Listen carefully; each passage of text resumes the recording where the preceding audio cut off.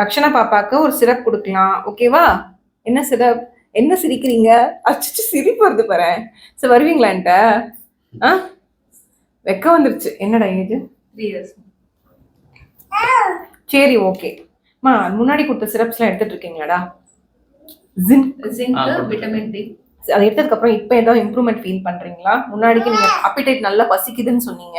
நல்ல இம்ப்ரூவ்மெண்ட் இருந்துச்சு. மோஷன்னா ஃப்ரீயா போணும். மோஷன் ஃப்ரீயா போனதுக்கு அப்புறம் நல்ல சேஞ்ச் இருந்தது. வெரி குட் ரா. அதுக்கு அப்புறம் இந்த ஃபீவர் வந்ததுக்கு அப்புறம் தான் மறுபடியும் இம்யூனிட்டி டவுனா இருக்கு. Okay okay okay. தூங்குறாங்களா நல்லா? அந்த இதெல்லாம் கொடுத்ததுக்கு அப்புறம் நல்லா தூக்கம் வந்துச்சுன்னு சொன்னீங்க. Very good very good. இப்போ தூங்குறாங்களா? தூங்குறாங்க. Okay sir okay. இப்போ கூட அதை யூஸ் பண்றீங்களா? கரெக்டா நைட் யூஸ் பண்றீங்க?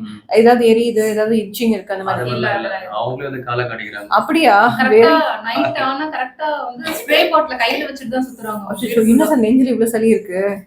நெஞ்சு சளி இருக்காடா?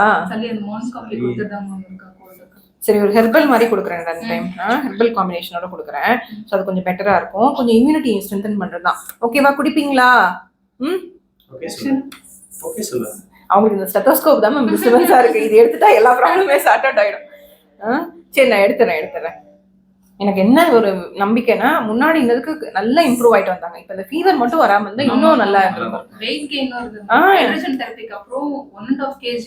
ஹைட்ரஜனுக்கு அப்புறம் வெரி குட் வெரி குட். ஹைட்ரஜனுக்கு அப்புறம் என்னது விரட்டுறீங்களா?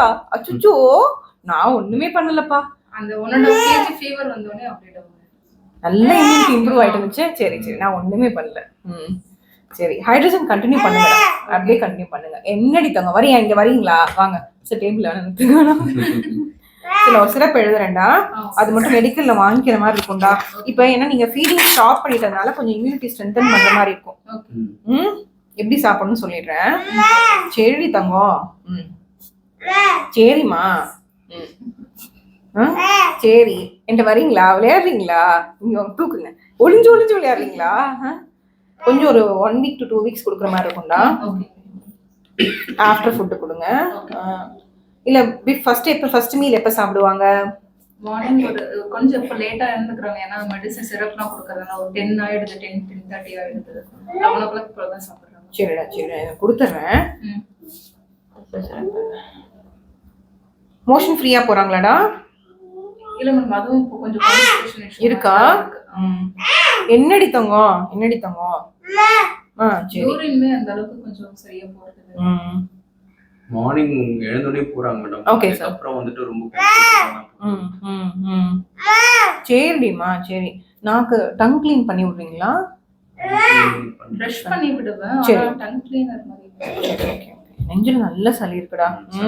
சளி கொஞ்சம் உடைஞ்சாதான் அது வெளியில வரும். அது உடையிற மாதிரி கொஞ்சம் இம்யூனிட்டி ஸ்ட்ரென்தன் ஆகிற மாதிரி கொடுக்குறேன். இன்ஹேல்லாம் பண்ணிப்பாங்களா?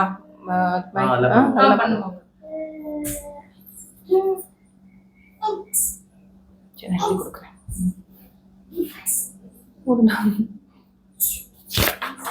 கீதா போட்டோம் இந்த பக்கம் வந்து போதும் நிறுத்திடுங்க.